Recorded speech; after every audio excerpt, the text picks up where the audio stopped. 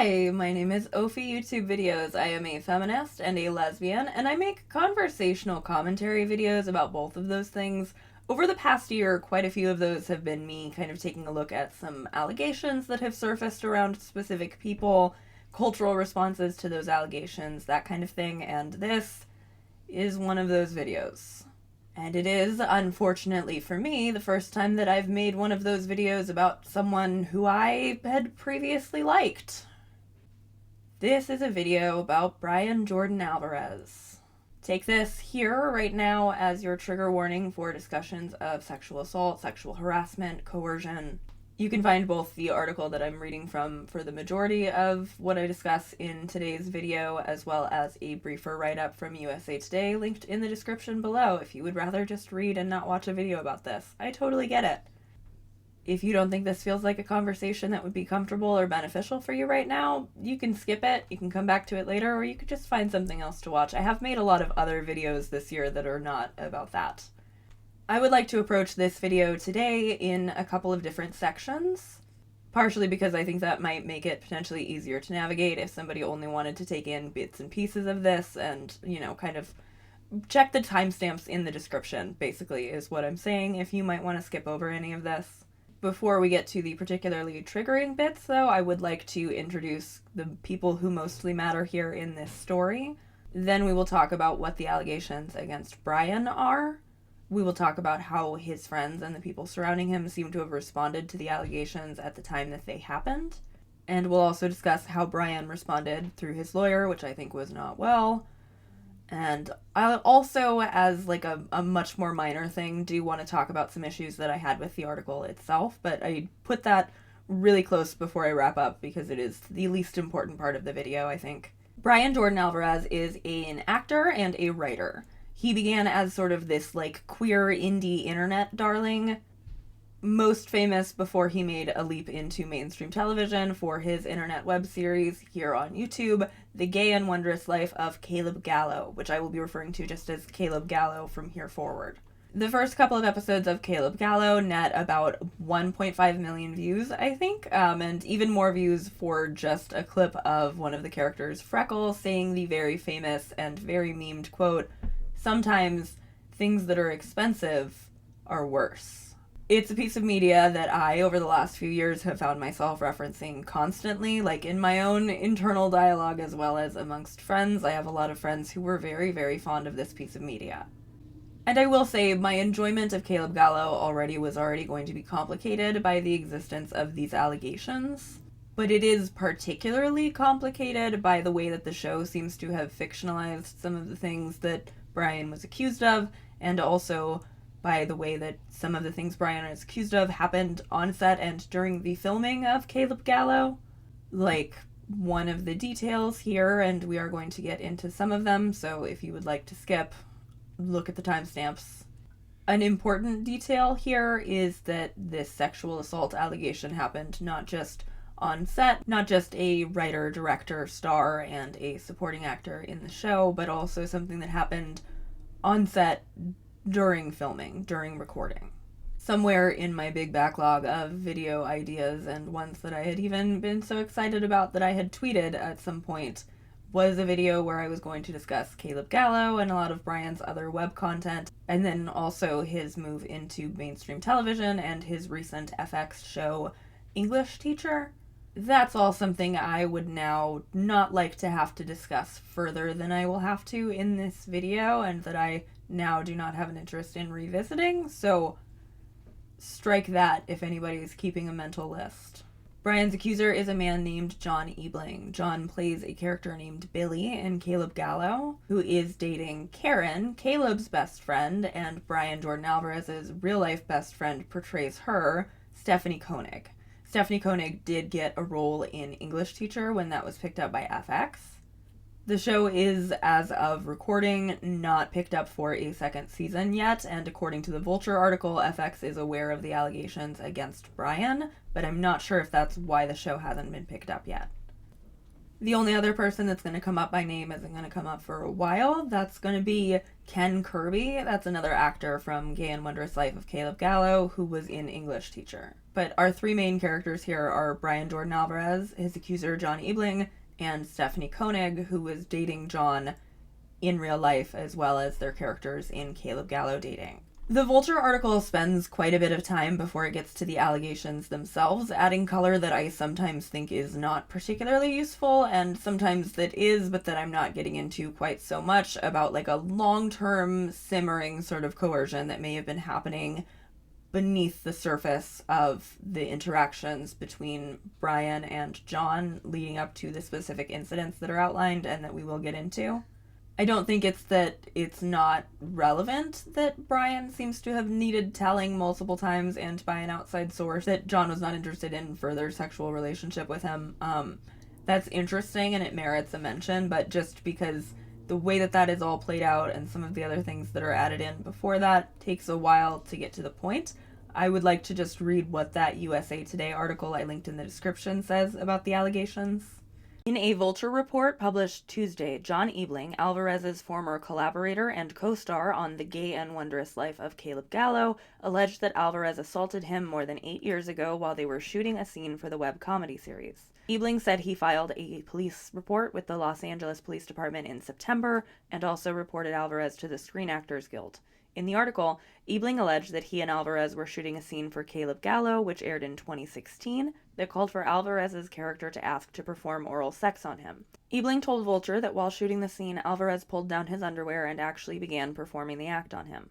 The scene was reportedly based on a real encounter between Ebeling and Alvarez. Ebeling told Vulture that he had previously allowed Alvarez to perform oral sex on him after Alvarez was pressuring him to hook up. Alvarez maintained that Ebeling enthusiastically gave consent. Okay. So, this is bad. This is really bad. This is bad on multiple fronts to me. I mean, no matter what, learning that a writer and actor I admired as a person who would do this kind of behavior would have been gutting to me kind of no matter what once I admire someone. But there's specifically an additional abuse of power being overlaid onto the existing abuse of power that sexual assault itself is. Obviously, sexual assault and coercion of any kind is bad. I'm not here making an official statement saying that it is worse in the workplace than otherwise. That would not be very congruous, but it is an additional level on which this is bad that this happened in the workplace. I mean, fuck, man. Sexually assaulting somebody who is working for you on your television show, which you are the writer and star and director of. Not just that, but also doing it during a take and while people are filming. That is really, really bad and genuinely corrupt. Like, it's the sort of thing that an intimacy coordinator would be on set, in theory, to make sure isn't happening on big productions, but I didn't even know the words intimacy coordinator 8 years ago, and also, even if that had been a standard for big productions, this was a low-budget YouTube thing, so there wouldn't have been one there. But this makes me feel very uncomfortable, both in that I am hearing and now reciting specifics of an incident of alleged sexual assault, and also it makes me feel uncomfortable in that it gives me the feeling of like, oh, fuck, this is happening to actors all the time, probably. They're probably being pressured into, oh, well, you said nudity was okay, why don't we just do a sex act? That's fucked up. It feels like actors on small-scale productions would be specifically susceptible to this, and that those directors or co-stars or whatever might be very aware that small-scale actors would be very susceptible to that kind of manipulation. So the Vulture article has lots of anonymously given quotes from former friends and collaborators of Brian Jordan Alvarez, including some that kind of toy with the idea that John was giving mixed signals to Brian. The article says that John would say things like that he was straight, but that if he would hook up with a guy, that it would be Brian. And in the same article, John details a time when he was pressured to do exactly that. This is from that Vulture article. It began with Alvarez asking Ebeling if he was using him. He got stone cold quiet, like he was really troubled, Ebeling says. Then Alvarez began asking, are you manipulating me to get to Steph? Are you manipulating me to be on the show? And so it became this game of like, no, not at all. Once Ebeling had convinced him he wasn't up to anything, Alvarez suggested they hook up. He said that Koenig would want them to experiment together and that she would be into it. After saying no multiple times, Ebeling says he allowed Alvarez to perform oral sex on him until he went flaccid and then pretended to fall asleep. Alvarez says Ebeling enthusiastically gave consent and encouraged it throughout. Yeah, this is not the only statement that we get from Brian's lawyer, and I do want to go over those soon. There was another incident outlined by John that the lawyer has to respond to, though, as well, so I would like to go over the incident as John reported it. After this first hookup, he was coerced into, but before the alleged on-set assault. It also comes with a refutation from that lawyer. Early in January 2016, Alvarez told Koning he wanted her to stop seeing Ebeling. She talked him down. He knows he can't ask us not to see each other, she wrote to Ebeling in an email. He's aware and was just being cranky. That day, Ebeling went to hang out at Alvarez's apartment, where he says Alvarez once again tried to turn the situation sexual. All of a sudden, says Ebeling, he put straight porn on his laptop. Then Alvarez undressed and proceeded to take a shower with the door and shower curtain open. I felt walled in, Ebeling says. He waited for Alvarez to dry off to say goodbye. Alvarez gave him a hug, and then Ebeling says he put his hand down the back of his pants and squeezed his butt. I said, "All right, buddy. Love you, man," remembers Ebeling. "I'll see you tomorrow on set." Alvarez says this interaction was not only consensual, but actively encouraged by Ebeling. Filming on the third episode would pick up where the last one had left off. In the script, Caleb and Billy are back at Billy's apartment, which is Ebeling's apartment, watching The Wolf of Wall Street on his bed with the lights dimmed. Only here the encounter is pure flirtation. They play footsie before cuddling and taking their clothes off. Caleb asks Billy, "Can I suck it?" Billy says yeah. The stage directions read, Caleb goes to do so under the covers. According to Ebeling, when Alvarez went under the covers, he pulled down Ebeling's underwear and began sucking his penis. "I am assuming no one on set knows what's going on under the comforter, and I'm just frozen," he says. "I didn't know what to do. I'm on set with my director, who is assaulting me. It was a horrible feeling." I know a lot of this video is me reading Vulture at you, and I'm sorry about that. This is what the reporting is, and also it takes me through the structure that I wanted to make for this video anyway, so it makes sense for me to just kind of stick with reads for a little bit here. But I do want to say very clearly that what is being described is sexual assault. It is rape. I'm aware that because of other opinions I have voiced, other sides that I have taken in specific incidents, some of the people who really hate me are under the impression that I somehow do not believe that men can be abused or assaulted, and that is not at all true. That has never been true. I doubt that me covering this is going to make them realize that I believe that men can be assaulted, but in case that is something that people needed me to say out loud, that has never been in question for me. Anyone can be sexually assaulted, anyone can sexually assault anyone. Even Brian's defense, which we will get to beyond what has already been sprinkled in from these line reads, does not create or present a version of events where what he was exhibiting was not deeply corrupt, abusive, and sexually manipulative behavior. If he, as the director, decided, even on the day, even if not during the shot, even just on the day, if he decided on the day to suggest this thing that nobody agreed to as an adult film, nobody agreed to shooting porn, it would be inappropriate for him to suggest or coerce the day of filming, once they're already on set, hey, let's actually do something that you did not at all sign up for or consent to, and, importantly, that the other people in the room did not consent to either. I would think that is inappropriate and method acting bullshit at the very most generous, in a word that I would use in addition to sexual assault, from any director who was starring in a show and was like, hey, let's have sex right now, actually. And I would question how possibly the person who works for that director could have consented in that moment without it being pressured, and also whether or not the people who were editing or doing any kind of post-production work on that shot were consenting to the fact that there was sex going on at that point. This is bad. Like I said, it's not that sexual assault is worse when it takes place at work, but it is kind of the same thing that I was getting at in the Neil Gaiman video, when people who are in certain higher positions of authority than others should simply know better than to proposition them, and that they're being pretty inherently abusive of their power in a situation when they do use it to proposition someone, no matter how much they would like to imagine that something was consensual. John, however, describes immediately realizing that this was not consensual. And the response that the article says that he got when he texted Stephanie about it leads me to the part I mentioned earlier about the people around him responding to these allegations at the time that they happened. Ebeling's first reaction was guilt, that he had let this happen, that it had somehow constituted cheating on Koenig. His next was rage. I was like, wait a second, I didn't consent to this. We didn't talk about this. I was raped. He texted Koenig immediately. We were shooting and Brian took a huge goddamn liberty, he writes. I'm so fucking upset. I feel like I was raped. Literally, I was raped. She writes, how are you not able to stop this? I'm so confused, and tells him to call her. He stepped outside to do so. Her response is like, why didn't you push his head down? You're a man, he recalls her saying on the phone. He told her to go fuck herself.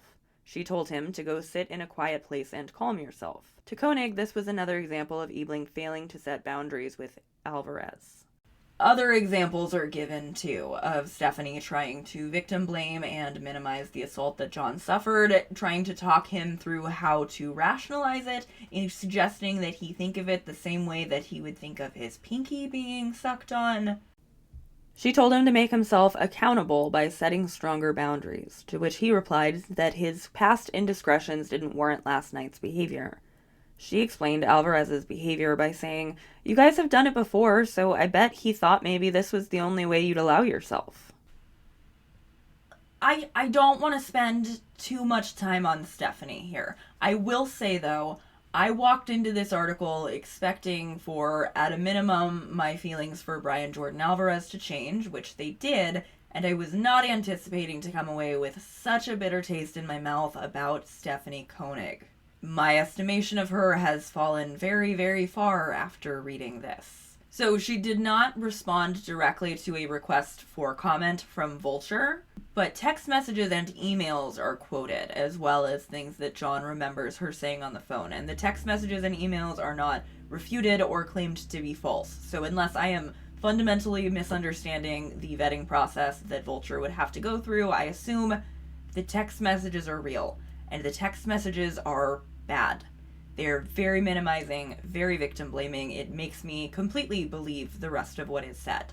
From Stephanie, I do especially hate this framing of Brian as if he felt that he needed to pressure someone into having sex that they wouldn't otherwise, and therefore it was okay that he wanted to have that sex with them and pressured them into it. Because for the rest of us, if somebody would need to feel pressured into having sex, it means that it is not sex we have with that person. I think maybe with Stephanie here, there could be some element of like, I love my gay best friend, and I correctly know not all gay people are predatory, and therefore I have rationalized that no gay people can be predatory. Maybe. And that's untrue, obviously. I just want to flag there's a bit more of that in this article coming from Stephanie, but here's that portion of the article. According to those familiar with Koenig's thinking, she maintains what happened was not sexual assault. She views it as the result of loose boundaries in an amateur set environment, and believes Ebeling responded the way he did because he'd anticipated she would be angry with him. Moreover, she often felt like she had to placate him because he was prone to emotional meltdowns and self-victimizing to gain sympathy. As she saw it, Ebeling wasn't particularly good about boundaries either. He could be pushy too when it came to sex. I don't have any other information about that thing that a friend of Stephanie's said about John himself being pushy during sex, so I don't have any more information to bring about that. I don't know if that's even a claim Stephanie herself is making. And I also do think, while being pushy about sex is bad, and I will condemn that if that is a behavior that John has, I'm not like a fan of John, I just am taking his side in this specific instance between him and Brian. It's still a different thing than sexually assaulting somebody on the set of the TV show that you write and direct. Like, if it was directly an allegation coming from Stephanie, I might have a little bit more to say about it, a little more time to spend on it, but I just genuinely can't tell you other than there is that one line in the article. After the shoot, Ebeling spent the night at Kirby's because he didn't want to be at his apartment where everything had transpired. When he told Kirby what had happened on set, he was supportive at first. "We're not shooting porn," Ebeling recalled him saying. Then Kirby spoke to Alvarez, and his whole attitude on what happened completely changed. Alvarez told Kirby about the night before at his apartment where they watched porn and Alvarez took a shower. He was like, "No wonder he thought he could do that to you on set," says Ebeling. "It was like Brian was laying the groundwork to discredit me." Kirby declined to be interviewed. The fact is that there was no consent in that experience, says a former collaborator who worked with the group. And his friends were like, well, everyone's doing great because of the work that's coming out. If you create this rift, it's going to ruin it for everyone. I feel that there is a bleak and terrible familiarity about all of this for a lot of people. It's something a lot of people who have been maybe victimized by somebody in or adjacent to their friend group can relate to, where the aggressor seems to occupy a more important place in either a real or a perceived hierarchy. And I mentioned the possibility of a real one here with Brian because, again, he was the star, director, driving force behind Caleb Gallo.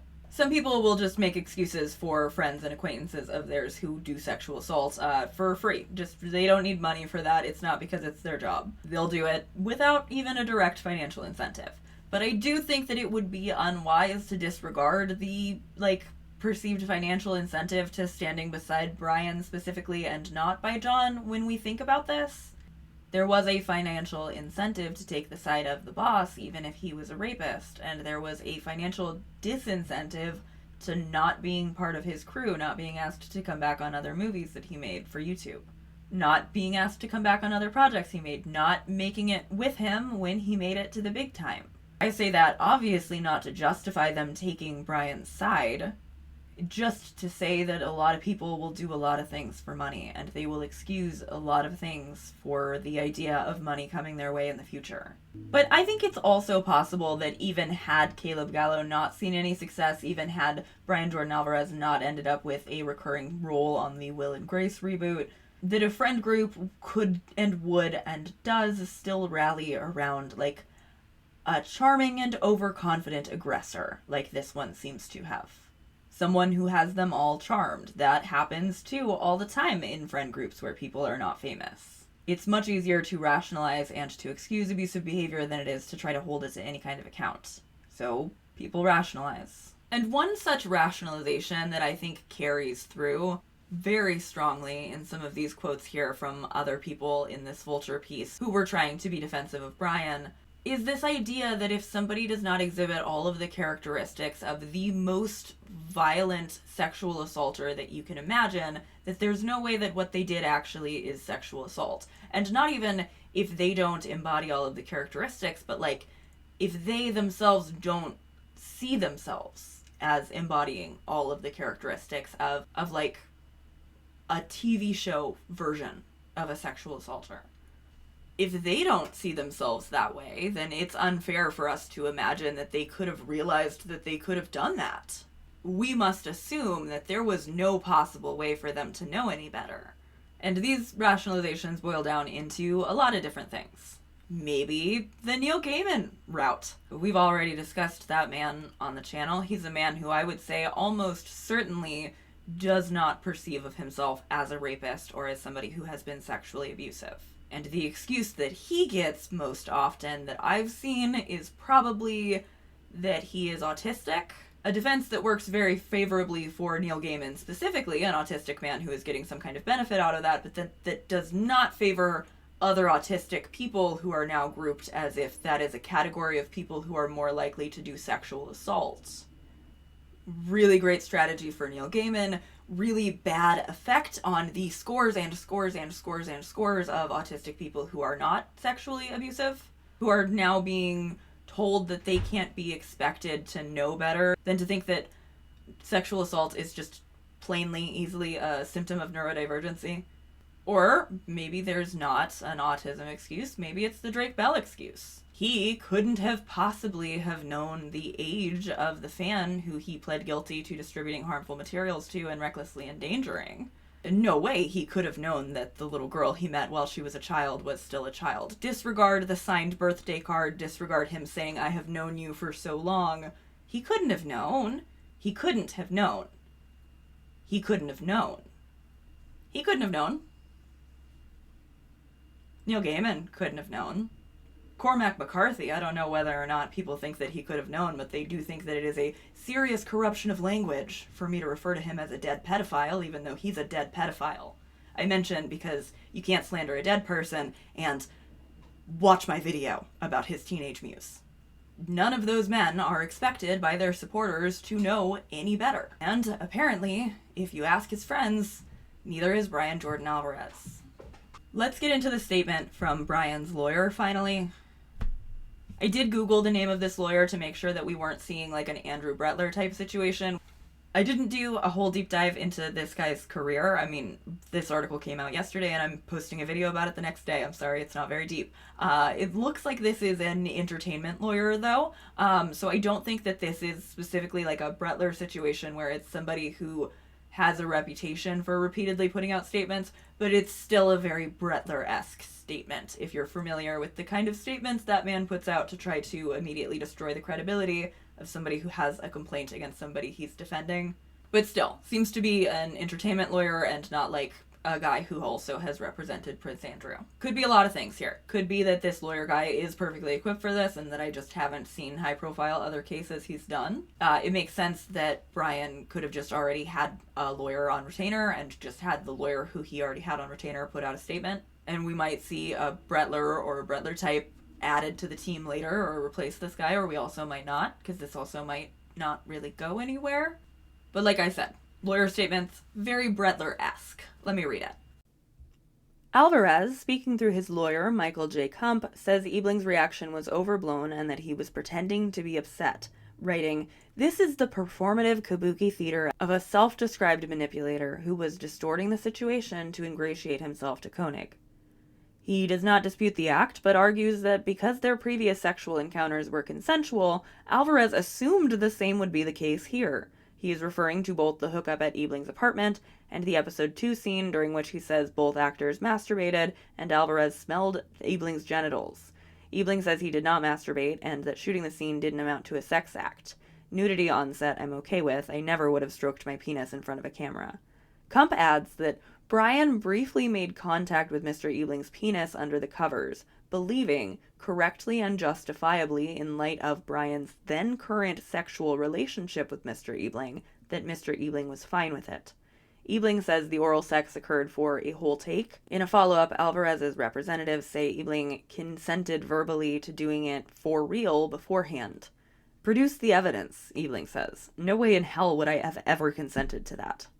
I think my distaste for this statement has already been pretty clear, right? But I do want to break down just what I hate so much about what seems to be happening here. Not just the clear minimization of any feelings that the victim may have about this assault, boiling it down to theater and to manipulation and to pretending to be upset. That in itself is horrible and terrible. But it's like plainly horrible in a way that I'm very used to, as I've said, from statements that people like Andrew Brettler put out to try to immediately tank the credibility of an accuser. It's how accusers are painted very frequently, probably more often than not. It sucks. It's how it goes.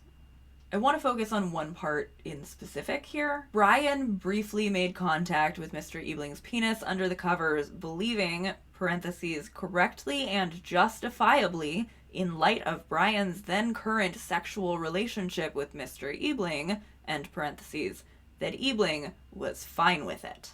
Look, for reasons that will make a little bit more sense when we talk about my problems with the article, I will admit, I wanted there to be something going on here. I wanted there to be some kind of statement that could be made from the lawyer that would clear things up, that would maybe call these events into question a little bit more than what the lawyer says calls them into question. Not that I'm saying that I would have thought just because a lawyer said that this didn't happen that it meant John was lying, but it would have given me at least a little bit more information that I could have used to try to be on Brian's side. I don't know what possibly could have been halfway redeemable to me in this lawyer's statement, but holy fucking cow. No, there is not anything redeemable for this. There is not anything redeemable for me in this. If you're watching my channel, I do kind of film my videos like I expect that people already understand this kind of thing. And then I forget, for, like I said, the people who think that I'm corrupting language by calling Cormac McCarthy a dead pedophile or whatever, and think that I, like, took away the agency of a grown woman because I mentioned that he groomed her because he groomed her. Maybe for those people, I will do a little primer, catch them up to what the other feminists in the room have already been talking about, which you and I already know. Consent is not a transferable thing. Someone's consent to one thing, which, let's be clear, in the greater context of this article, despite what the lawyer is saying, it does not sound like there was an existing consensual sexual relationship between the two of them. It does not sound like there was true uncoerced and enthusiastic consent for the prior encounters. But even if there had been, even if they had been boyfriends, even in a world where there had been enthusiastic prior consent to a sexual act, it is not a consent that then carries over into any other act, does not carry over into a public act, and especially not into a public act at work. So, for that reason, the lawyer saying that it was a correct and justifiable assumption makes me want to start bouncing my head off the walls. No, it wasn't. Not even if they were boyfriends, not even if they were married, not even if they had consensual sex all the time. Brian escalated a situation that had not previously been agreed as something that should be escalated. And then, through his lawyer, his statement is essentially, what? My victim was asking for it? I know that's not exactly what the lawyer is saying, but it kind of is, right? Because if we're believing that the lawyer said that he asked for it previously, that means he asked for it this time, when it doesn't.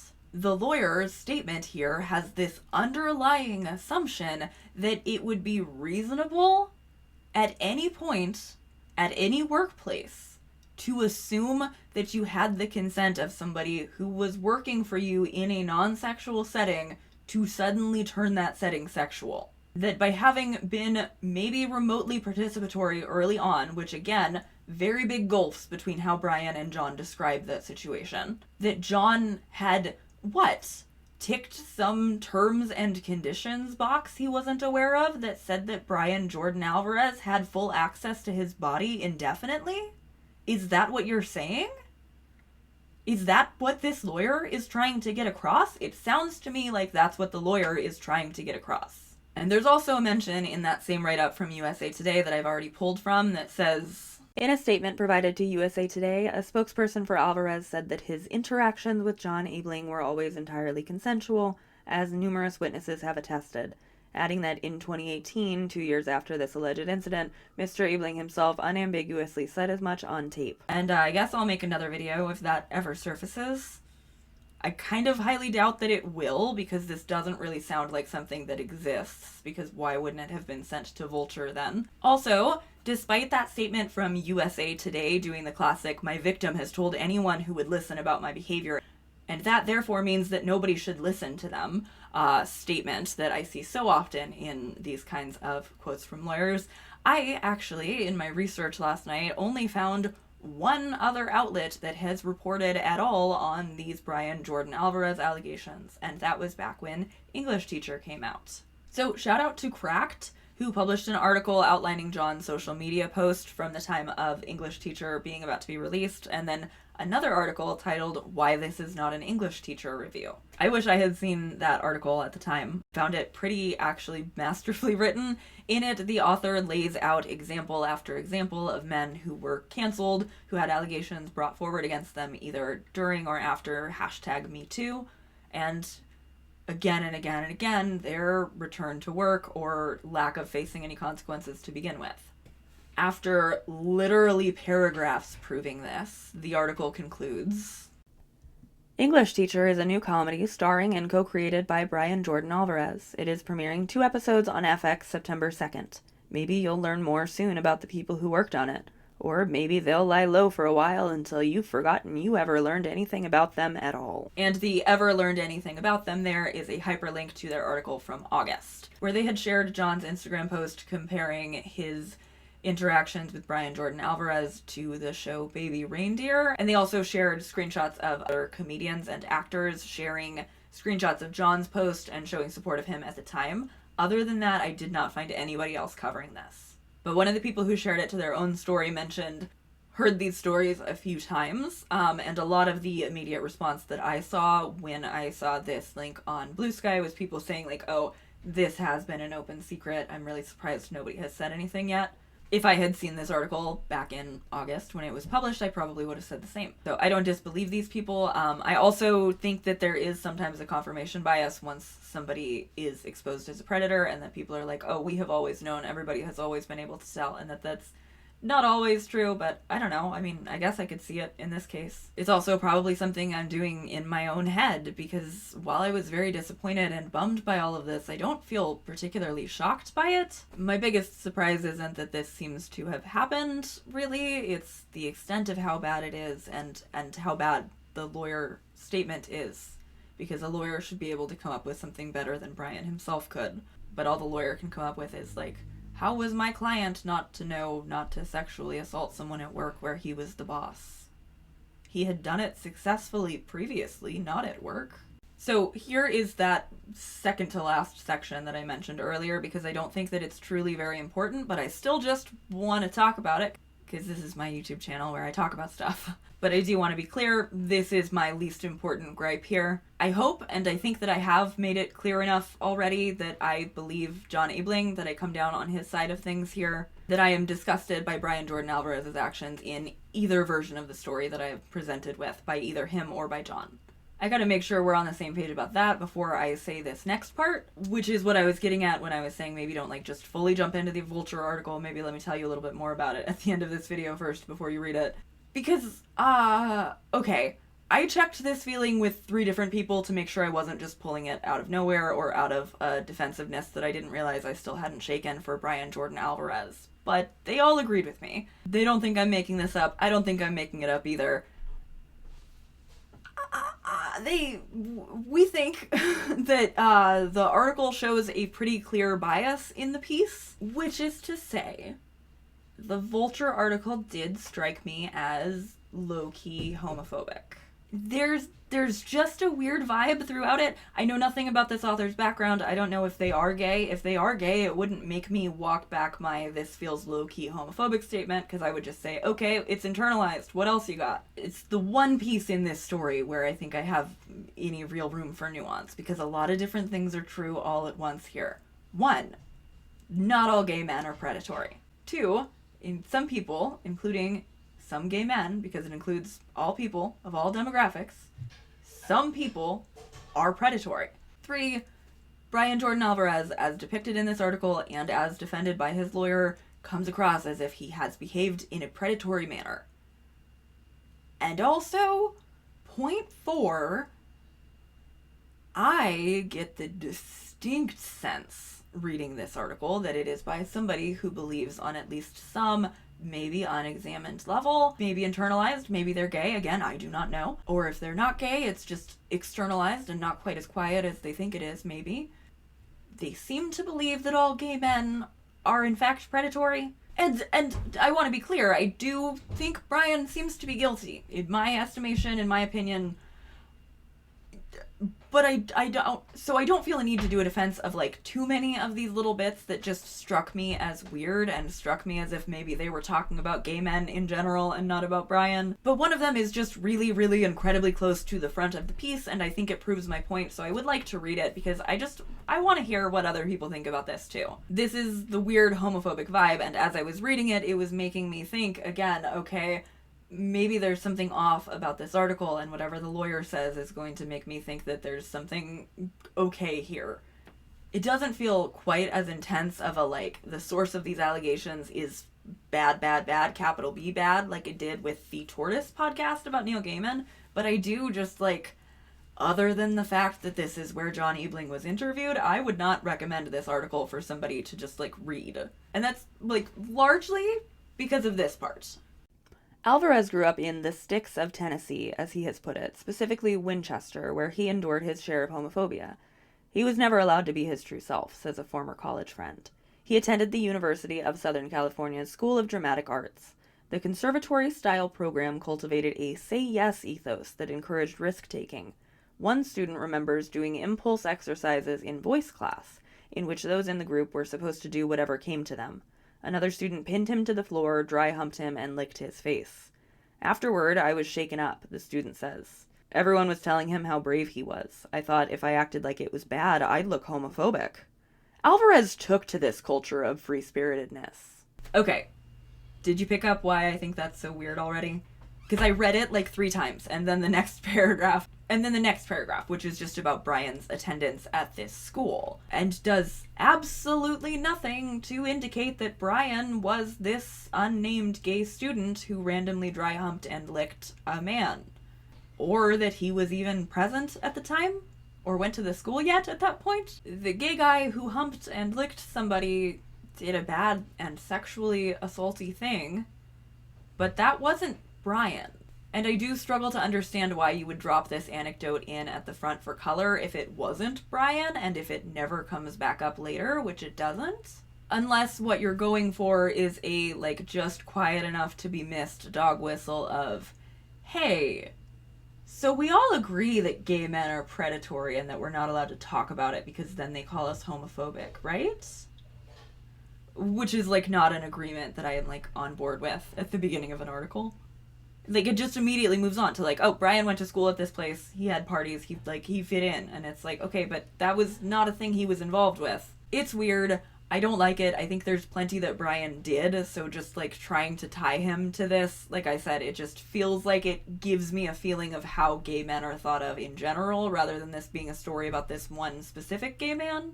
I also think using the photo that they used, a shirtless photo of Brian and John and of Stephanie in like a long sleeve sleeping shirt.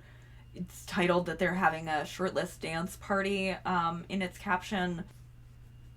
I think that's weird and maybe bad taste. I feel pretty confident guessing that there is at least some other picture of the three of them in existence and that it didn't need to be that one and was for shock value. I don't know. I don't think the article itself is worthless, obviously. As I pointed out, I believe John. I am disgusted and disappointed in both Brian and in his circle of friends who enable him. I don't think that I can ever return to Caleb Gallo knowing that something happened not just on set and behind the scenes, but also during filming. I think that's really fucked up. I just also don't want to send you to go read an article that had my homophobia sensor going off and not warn you that it'll probably also set your homophobia sensor off.